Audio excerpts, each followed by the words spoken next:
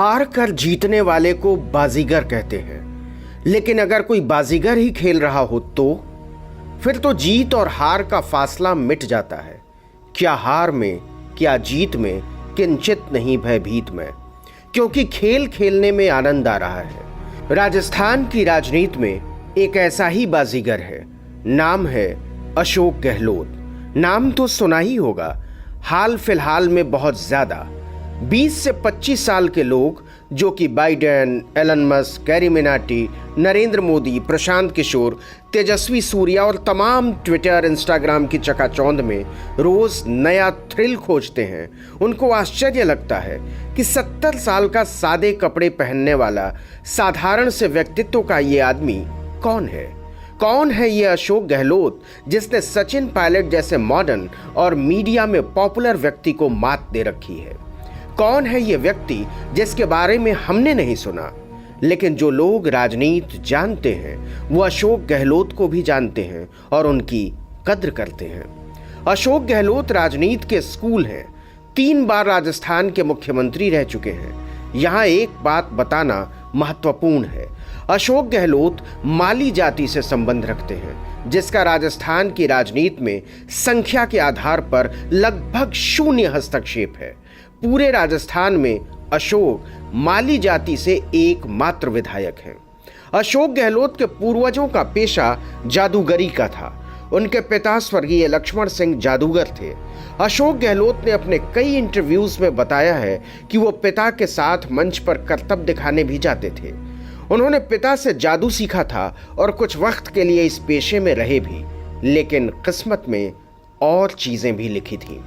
अशोक गहलोत का जन्म 3 मई 1951 को राजस्थान के जोधपुर में हुआ था। उन्होंने साइंस और लॉ की पढ़ाई की थी। बाद में इकोनॉमिक्स में पोस्ट ग्रेजुएशन भी किया था। 27 नवंबर 1977 को उनकी शादी सुनीता गहलोत के साथ हुई। उनका एक बेटा वैभव गहलोत और एक बेटी सोनिया गहलोत है। पढ़ाई के दौरान ही अशोक गहलोत का परिचय गांधी शांति प्रतिष्ठान से हुआ। यहाँ पर उन्होंने गांधी जी के बारे में पढ़ा और उनसे प्रभावित होकर प्रतिष्ठान ज्वाइन कर लिया। लेकिन उन्होंने किसी राजनीति के उद्देश्य से नहीं, बल्कि गांधीवादी सेवा भाव से यह किया था। वर्धा में भी उन्होंने गांधीवादी विचारों से खुद को मांझा और खद्दर धारण कर लिया। सूर्यास्त होने से पहले खाना खाने लगे, शराब और मांसाहार से दूर रहे, बिल्कुल निरापद जीवन कर लिया, जो कि आज भी जारी है। लोग कहते हैं कि आज भी अशोक गहलोत सरल स्वभाव के ही हैं। उनसे कोई मिलता तो किसी बड़े राजनेता का दंभ नहीं दिखता। चाय पीते हैं और पिलाते हैं, पार्ले जी बिस्किट भी खाते हैं, कहीं भी गाड़ी रोककर चाय पी लेते हैं। उनकी ये सहजता गांधीवाद से आई और बरकरार रह गई। तो मैं कहा भाई पता नहीं, भगवान ने बॉडी ऐसी दी है कि मैं मेरे आगे पीछे बंदूक वालों को रखूँ, AK-47 वालों को, और तामझाम रखूँ तो लगता है कि मुख्यमंत्री आया। और मैं रखता नहीं हूँ, इसलिए लगता है कि भाई ये तो सीधा साधा इंसान है और मैं वही बनना चाहता हूँ। उसी दौरान 1971 के भारत पाकिस्तान युद्ध से ठीक पहले लाखों की तादाद में पूर्वी पाकिस्तान से शरणार्थी भारत आ रहे थे। गांधीवादी लोग तमाम शिविरों में उनकी सेवा में लगे हुए थे। अशोक गहलोत भी एक 20 वर्षीय युवा के तौर पर वहां पहुंचे थे। उस समय प्रधानमंत्री इंदिरा गांधी थी। वो शिविरों के दौरे पर आईं और इस लड़के को उन्होंने काम करते हुए देखा। उनकी तन्मयता, मेहनत और ऑर्गेनाइजिंग स्किल से बहुत प्रभावित हुई और कहा कि कांग्रेस में शामिल हो जाओ। युद्ध खत्म होने और बांग्लादेश बनने के बाद देश में हालात बदल चुके थे। ऐसे में घर वालों ने अशोक गहलोत को जोधपुर के पास ही खाद और बीज की दुकान खुलवा दी। इसी दौरान उन्होंने पोस्ट ग्रेजुएशन में दाखिला भी ले लिया। अब वो कांग्रेस के छात्र संगठन NSUI से जुड़ गए। अब ये राजनीतिक जुड़ाव था। फिर उन्होंने यूनिवर्सिटी में महासचिव की पोस्ट के लिए चुनाव भी लड़ा और हार गए, पर जुड़े रहे। इसी बीच कांग्रेस में एक युवा नेता का उदय हो चुका था, जो सारे बड़े फैसले लेने लगा था। वो नेता था इंदिरा गांधी का बड़ा बेटा संजय गांधी। संजय ने कांग्रेस को बदल दिया। पुराने नेताओं को हर ट्रिक लगाकर बाहर का रास्ता दिखाया जाने लगा और नए लोगों की पूछ बढ़ने लगी। संजय का मानना था कि नए लोग नई राजनीति करेंगे। ऐसा हुआ भी।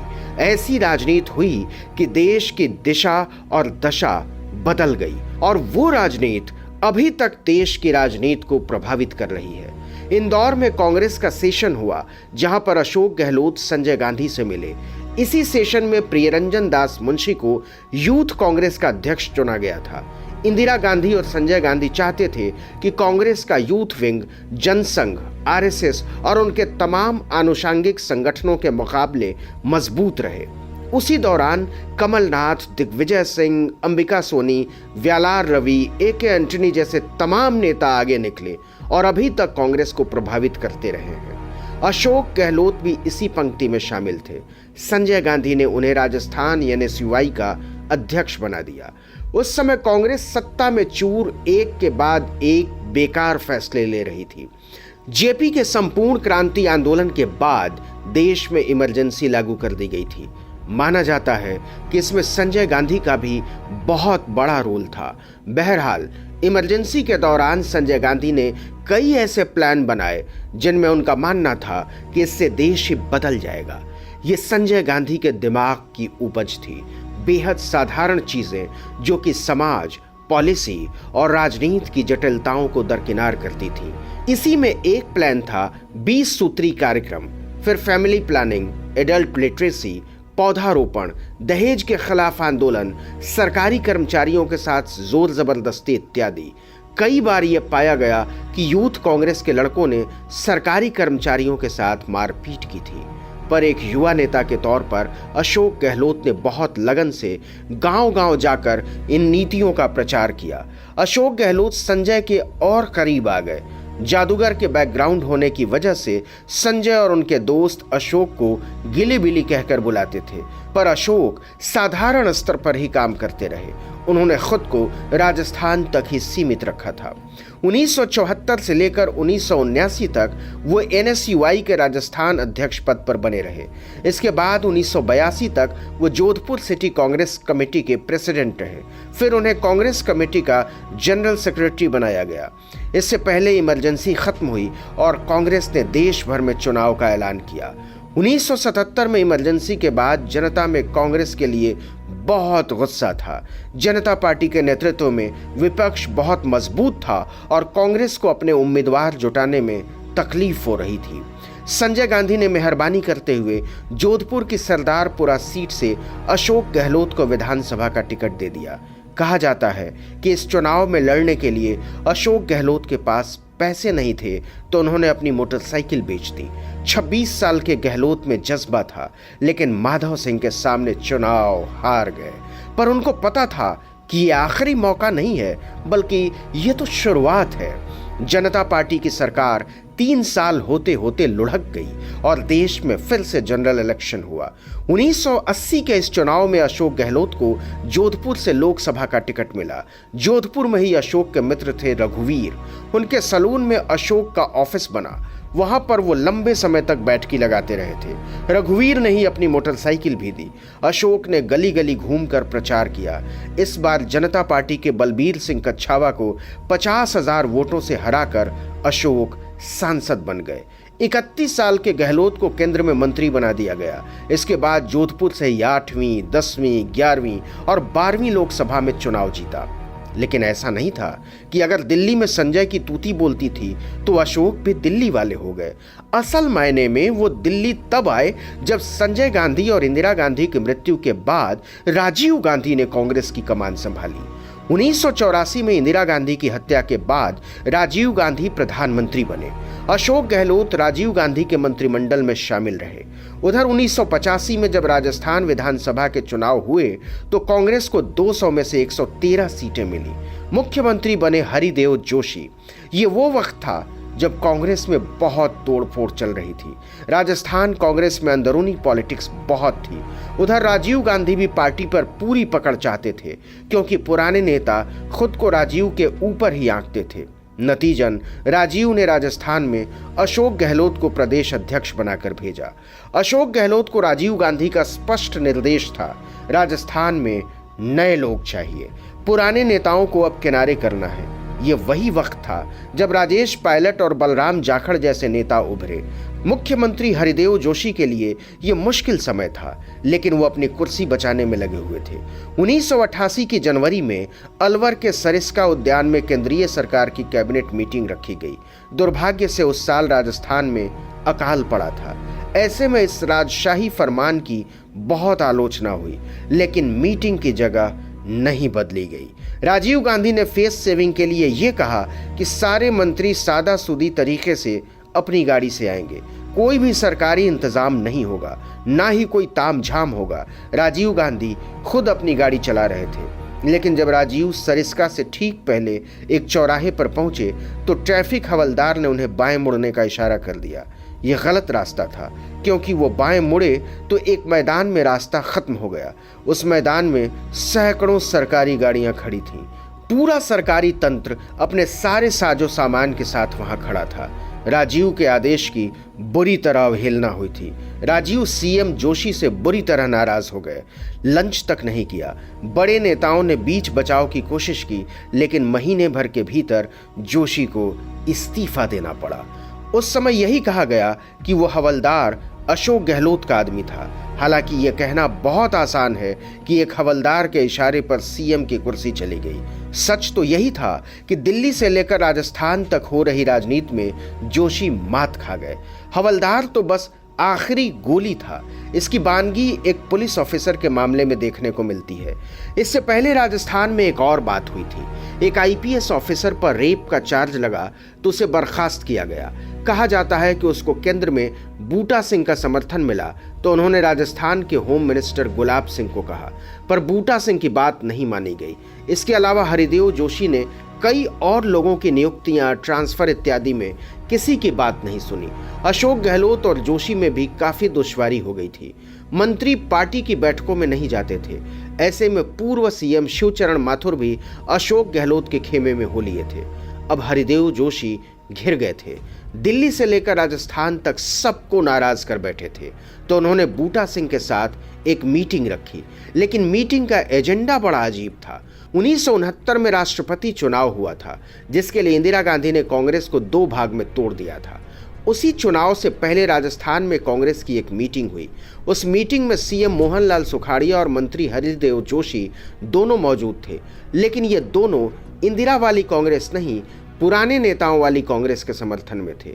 और शायद जोशी ने इंदिरा को कुछ खराब बातें बोल दी थी, जो कि एक अखबार में छप गई थी। लेकिन बाद में जोशी इंदिरा कांग्रेस में आ गए थे और सीएम भी बन गए थे। वो तो इस घटना को भूल गए थे, पर उनके दुश्मन नहीं भूल पाए थे। मीटिंग का एजेंडा खतरनाक था और खतरनाक ही रहा। ये खबर राजीव तक पहुंचाई गई। अब साफ हो गया था कि हरिदेव जोशी के सीएम बने रहने से कुछ नहीं होगा, तो उनको हटाने की प्रक्रिया लंबे समय से चल रही थी। फिर राजस्थान में कई गुट हो गए। हालांकि जोशी के बाद शिवचरण माथुर को सीएम बनाया गया था, लेकिन अब कई लोग खुद को सीएम दावेदार समझने लगे थे। उधर जोशी खेमा भी कम मजबूत नहीं था। 1989 में जिला परिषद प्रमुख का चुनाव हुआ। गहलोत के अपने जिले में अपना कैंडिडेट हार गया जोशी के कैंडिडेट से। अब अशोक गहलोत पर पार्टी के लोगों ने ही आरोप लगाकर बगावत कर दी और ये धरना प्रदर्शन में शामिल हो गया। अब केंद्र से यूपी के पूर्व सीएम वीर बहादुर सिंह को बीच बचाव के लिए भेजा गया, लेकिन धरना और उग्र हो गया। फिर केंद्र में काफी उलट-पुलट चीजें हो गई। ऐतिहासिक बहुमत के बावजूद राजीव गांधी सरकार नहीं चला पाए और समय पूर्व ही लोकसभा चुनाव की घोषणा कर दी। भ्रष्टाचार के आरोपों से जूझते हुए 1989 में सत्ता गंवा दी। कांग्रेस को बुरी हार का सामना करना पड़ा। राजस्थान की तो सारी 25 सीटें हारनी पड़ी। जोधपुर से अशोक गहलोत भाजपा के बड़े नेता जसवंत सिंह से चुनाव हारे। वहीं युवा तुर्क राजेश पायलट और बलराम जाखड़ भी हार गए। शिवचरण माथुर और अशोक गहलोत ने इस्तीफा दे दिया। हरिदेव जोशी उस समय असम में राज्यपाल थे। उन्होंने अपना बदला ले लिया था। उनको राजस्थान में वापस लाया गया, लेकिन केंद्र में पहले वीपी सिंह और फिर चंद्रशेखर की सरकारें भी नहीं चली। फिर 1991 में लोकसभा चुनाव हुए। अब की बार जोधपुर से अशोक गहलोत ने भाजपा के राम नारायण बिश्नोई को हरा दिया और सांसद बनकर दिल्ली पहुंचे। तब तक राजीव गांधी की आतंकवादी हमले में मौत हो चुकी थी और केंद्र में नरसिम्हा राव के नेतृत्व में माइनॉरिटी गवर्नमेंट चल रही थी। गहलोत को टेक्सटाइल मिनिस्टर बनाया गया। तब तक वो टूरिज्म, सिविल एविएशन, स्पोर्ट्स इत्यादि महकमे के भी मंत्री रह चुके थे। दिल्ली के आईएनए के पास दिल्ली हाट बनवाने का श्रेय अशोक गहलोत को ही जाता है। लेकिन यहाँ पर फिर राजनीति हुई। अब की बार अप्रत्याशित राजनीति हुई। जनवरी 1993 में अशोक गहलोत से पीएम नरसिम्हा राव ने इस्तीफा मांग लिया। कथित तौर पर यह इस्तीफा तांत्रिक चंद्रास्वामी के कहने से हुआ था, क्योंकि एक फ्लाइट में अशोक गहलोत ने स्वामी की लल्लो चप्पो करने से मना कर दिया था। पर तांत्रिक राजनीति तो नहीं करते ना। 1993 के विधानसभा चुनाव में राजस्थान में कांग्रेस हार गई। अंदरूनी कलह का खामियाजा भुगतना पड़ा था। फिर वक्त बदला, फिजा बदली, केंद्र से कांग्रेस गई और गठबंधन सरकारों का दौर आया। फिर दौर आया अटल बिहारी वाजपेयी का। 1998 में केंद्र में अटल बिहारी वाजपेयी की सरकार थी। राजस्थान में जाट आंदोलन हो रहा था आरक्षण के लिए। अशोक गहलोत जोधपुर से सांसद थे। सीएम भैरों सिंह शेखावत महंगाई के मुद्दे पर घिरे हुए थे। अशोक गहलोत ने पूरे प्रदेश में रैलियां की और सरकार को बुरी तरह घेर लिया। नतीजन कांग्रेस 3/4 सीटें लेकर सत्ता में आई। 200 में से 150 कांग्रेस की तब तक की सबसे बड़ी जीत। अब वहां पर सीएम पद के कई दावेदार थे। जाट नेता मदेरणा नटवर सिंह। दिल्ली में ताबड़तोड़ मीटिंग होने लगी। सीएम के नाम पर फैसला ही नहीं हो पा रहा था।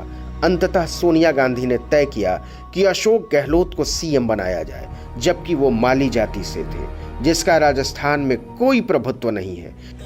जादू करते करते मैं यहाँ तक पहुँचा हूँ। माली कम्युनिटी का आदमी, कोई जाति का बेस नहीं। 200 में से खाली एक विधायक माली जीत के आता है, तभी मुख्यमंत्री आपने बना तो बार बार, तो जादू नहीं है ये बेहद चतुर राजनीतिक फैसला था। गहलोत को इंदिरा गांधी, राजीव गांधी और पीवी नरसिम्हा राव के मंत्रिमंडल में जगह मिली थी, पर अब वो सीएम थे। अशोक गहलोत राजस्थान में पहली बार 1 दिसंबर 1998 को मुख्यमंत्री बने और फिर 5 साल तक कांग्रेस सरकार चलाई। गहलोत ने 5 साल सरकार चलाई, मगर 2003 में वसुंधरा राजे के नेतृत्व में बीजेपी ने उन्हें बुरी तरह हराया। सोनिया ने गहलोत को दिल्ली बुला लिया, पार्टी महासचिव बनाकर। मध्य प्रदेश में सत्ता गंवा चुके सीएम दिग्विजय सिंह के साथ भी यही किया गया। इसके बाद अशोक दिल्ली में जनरल सेक्रेटरी भी रहे और 2004 से 2009 तक पार्टी के सेवा दल में भी रहे। कांग्रेस वर्किंग कमेटी के मेंबर के तौर पर उन्होंने हिमाचल प्रदेश और छत्तीसगढ़ में भी काम संभाला। सोनिया गांधी के विश्वास पात्र बने रहे। सोनिया ने हमेशा उन पर विश्वास जताया। फिर आया 2008 का विधानसभा चुनाव। इन 5 सालों में राजस्थान की राजनीति बदली थी। गहलोत को दिल्ली भेज सोनिया ने राज्य सौंप दिया था सीपी जोशी को, कांग्रेस का प्रदेश अध्यक्ष बनाकर। अरसे बाद कांग्रेस में एक बार फिर से ब्राह्मण लॉबी की हनक चल पड़ी थी। जोशी ने 4 साल जमकर मेहनत की थी। जोशी के लोग पार्टी में हर जगह जमे हुए थे। अशोक गहलोत ने मान लिया था कि जोशी ही सीएम बनेंगे, लेकिन उदयपुर की नाथ द्वारा सीट पर सीएम उम्मीदवार सीपी जोशी 1 वोट से चुनाव हार गए। उनको भाजपा के कल्याण चौहान ने हराया।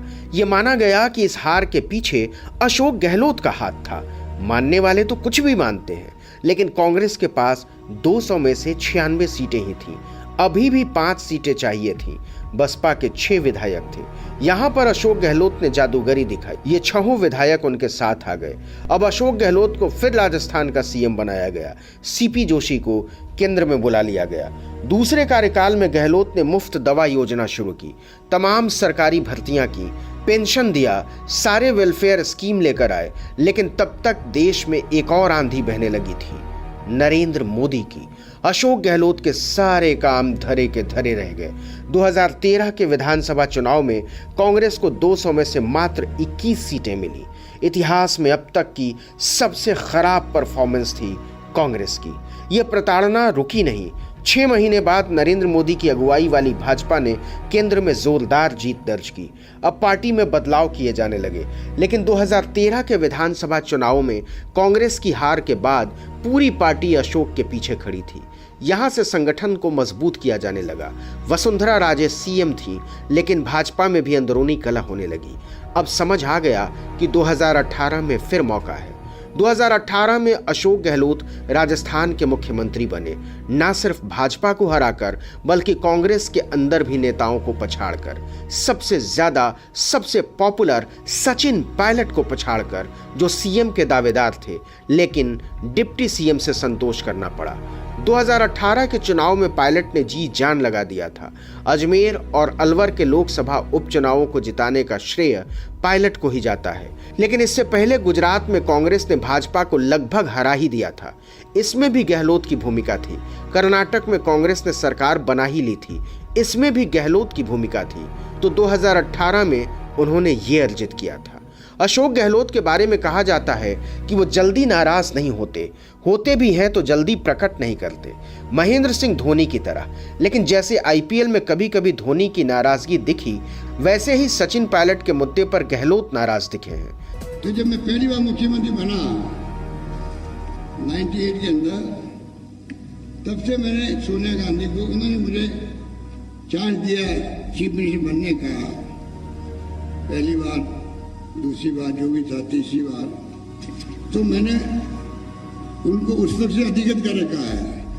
मेरा इस्तीफा तो परमानेंट उनके पास में है, आप समझे? तो मेरा इस्तीफा परमानेंट उनके पास में है। तो आप सोच सकते हो कि बार बार ये आना नहीं चाहिए कि मुख्यमंत्री बदलना क्या हो रहा है। जब मुख्यमंत्री बदलना होगा तो कानो कान किसी को मालूम नहीं पड़ेगी, क्या कहने। लेकिन हमेशा से जब भी गहलोत नाराज हुए हैं, उस व्यक्ति को मना लेते हैं। उनकी छवि बेदाग रही है और विरोधी इसे मानते हैं। गहलोत अपनी छवि को लेकर सजग भी रहते हैं। यही वजह है कि उन पर कोई आरोप नहीं लगा है। वो फालतू बयान भी नहीं देते। उन्होंने अपने बेटे के प्रदेश कांग्रेस कमेटी में शामिल होने का तब तक इंतजार किया जब तक कि विरोधी सीपी जोशी ने नामांकित नहीं किया। अशोक पर पहला आरोप 2019 में लगा कि बेटे वैभव को सांसदीय जिताने के लिए उन्होंने कांग्रेस की उपेक्षा कर दी। हालांकि बेटा भी चुनाव हार गया। अशोक गहलोत के बोलने को लेकर थोड़ा हंसी मजाक होता है, क्योंकि उनकी स्पीच बहुत सुथरी नहीं है, थोड़ा लटपटा कर बोलते हैं, पर उनकी राजनीति में यह कभी कमी नहीं बनी। हाल फिलहाल में उन्होंने अपने कर्मचारियों के लिए ओल्ड पेंशन स्कीम की घोषणा की है। आने वाले वक्त के लिए इसे बड़ा दांव माना जा रहा है। अभी तक तो उन्होंने अपनी सीएम की कुर्सी बचा ही रखी है। साथ ही सोशल मीडिया पर यह बड़ी डिमांड उठती रहती है कि अशोक गहलोत को कांग्रेस का राष्ट्रीय अध्यक्ष बनाया जाए। अगर कांग्रेस सुधार चाहती है तो देखते हैं कि आगे क्या होता है। न थके अभी पैर, ना अभी हिम्मत आ रही है। हौसला है जिंदगी में कुछ कर दिखाने का, हौसला है जिंदगी में कुछ कर दिखाने का, इसलिए अभी भी सफर जारी है। देश और दुनिया भर के नेताओं की इस यात्रा के साक्षी बने हर एपिसोड में। सभी प्रमुख पॉडकास्ट स्ट्रीमिंग वेबसाइट्स पर, जियो सावन, गाना, एप्पल, आईट्यून्स और स्पॉटिफाई पर।